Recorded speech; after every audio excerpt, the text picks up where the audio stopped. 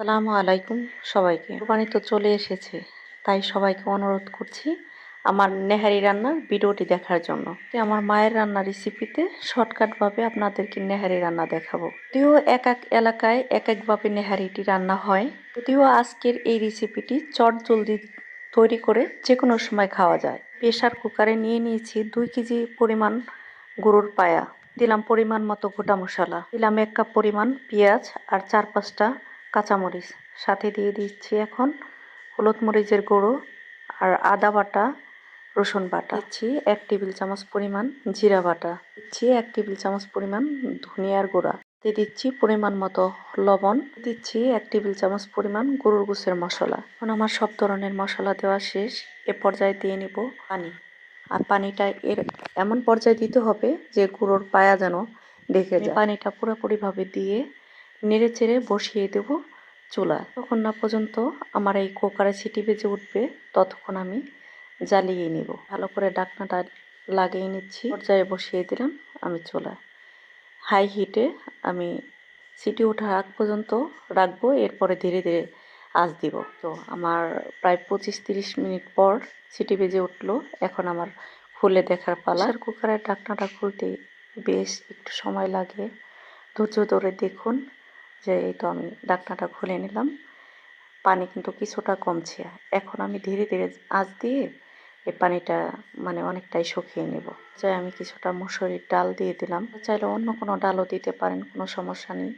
যার রুচিতে যেটা বাদে সেটাই দিবেন। এখন আমি আরও 10 মিনিটের মতো ঢাকনাটা দিয়ে ঢেকে আঁচ দিয়ে নেব। কোরবানি আসলেও অনেক আপুরাই চিন্তায় পড়ে যান যে কীভাবে গরুর পায়া প্রসেসিং করবেন। প্রসেসিং করা খুবই সহজ। বেশি করে পানি নিয়ে একটা ভলের মধ্যে তারের যে সোফাগুলো আছে, ভীম সোফা, ওই সোফা দিয়ে আস্তে আস্তে ঘষে নেবেন। দেখবেন পায়ের মধ্যে যে লোমগুলা থাকে ওগুলা ধীরে ধীরে কিন্তু ক্লিয়ার হয়ে যায়। আমার ওইদিকে নেহারিটা হতে থাক, এদিকে আমি ফোড়নটা তৈরি করে নিচ্ছি। দেখেন আমি এখানে কিন্তু পরিমাণ মতো সরিষার তেল নিয়েছি, তারপর 2 থেকে 3টা শুকনো মরিচ দিয়ে রসুন কুচি দিয়ে আমি ফোড়নটা তৈরি করে নিলাম। সাথে এখানে কিছু জিরাও আছে। এই ফোড়নটা দিলে যে কি পরিমাণে গ্রানটা আসে, অসম্ভব লেভেলের একটা গ্রান আসে। গ্রানটা খুবই ভালো লাগে। আপনারা যে সকল আপনারা নতুন আছেন, চিন্তা করতেছেন, চিন্তার কোনো কারণই নাই। ঝটপট তৈরি করে সবাইকে তাক লাগিয়ে দিন। খেয়ে দেখেন যে অবশ্যই কেমন হয়, কমেন্টে জানিয়ে যাবেন। এই দেখেন আমার নেহারির ফাইনাল লুক। এখন আমি কিছুটা পেঁয়াজ ব্রেস্তা দিয়ে পরিবেশন করে নিচ্ছি। উপরে আমি কিছুটা কাঁচা আদা কুচি দিয়েছি এবং ধনিয়া পাতা দিয়ে পরিবেশন করে নিয়ে নিলাম। নেহারিটা আরও কিছুটা ঘনত্ব আসবে, একটু জোরালেই ঘনত্বটা বেড়ে যাবে।